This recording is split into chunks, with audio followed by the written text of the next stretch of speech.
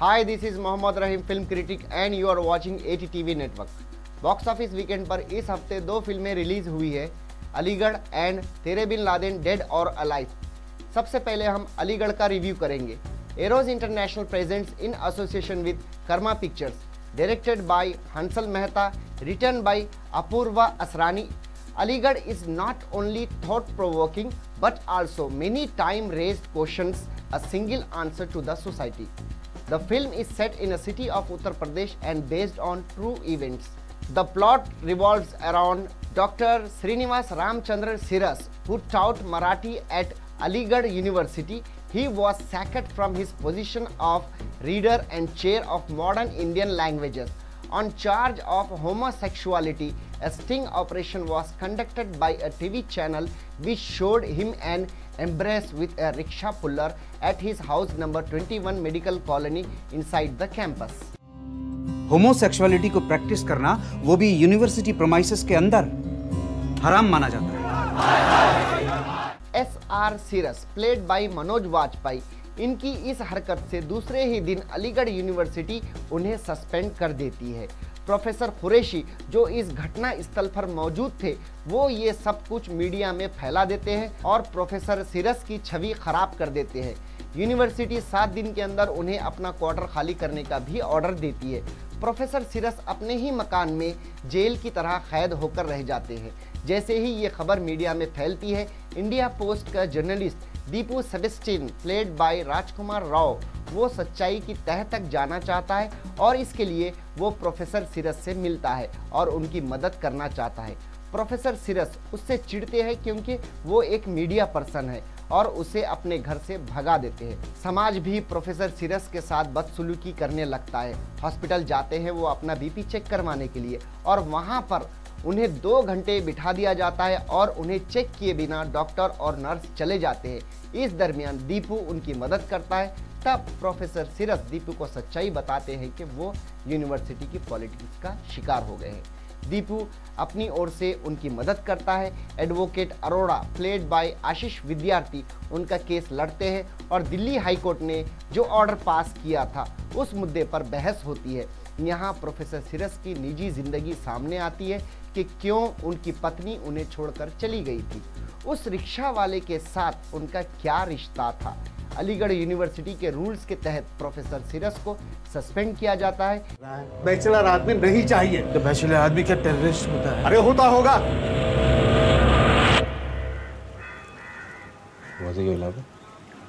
तुम लोग ये शब्द के पीछे क्यों पड़ जाते हो?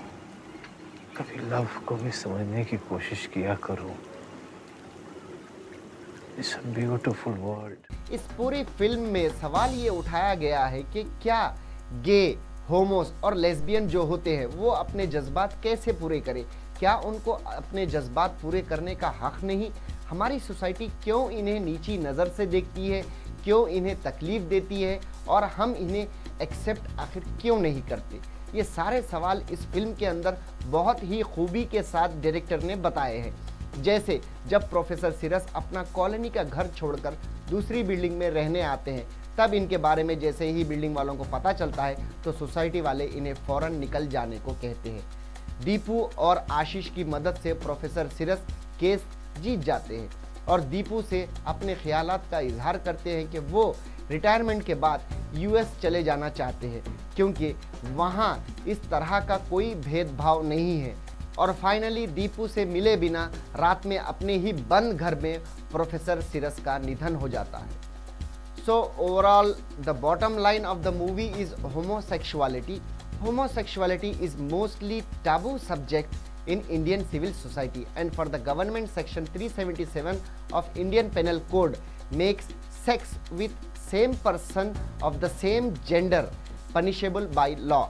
On 2 July 2009, Delhi High Court held that provision to be unconstitutional with respect to sex between consenting adults, but the Supreme Court of India overturned that ruling on 11th December 2013, stating that the court was instead deferring to Indian legislatures to provide the sought after clarity.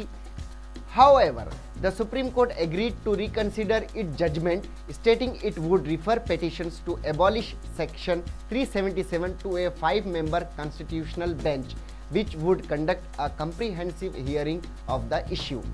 तो ये थी इस film की कहानी। अब direction की अगर हम बात करेंगे तो डायरेक्टर हंसल मेहता ने पूरी फिल्म को बहुत ही डिटेलिंग के साथ सारी घटनाओं को दिखाया है। And of course writer Apurva Asrani ने प्रोफेसर सिरस के कैरेक्टर को लेकर काफ़ी कुछ रिसर्च किया है।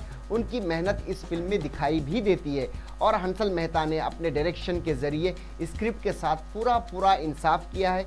शाहिद सिटीलाइट के बाद हंसल मेहता की Aligarh once again critically acclaimed movie कही जा सकती है। No doubt Hansal Mehta direction is superb. इससे पहले भी इस इश्यू पर पाकिस्तानी फिल्म मेकर शोएब मंसूर ने बोल नामी फिल्म बनाई थी, जो इंटरनेशनल लेवल पे काफ़ी सराही गई थी। क्या प्रोफेसर सिरस अपना बिजनेस बाहर खेल के मैदान में कंडक्ट कर रहे थे? What business do neighbors have looking into someone's bedroom?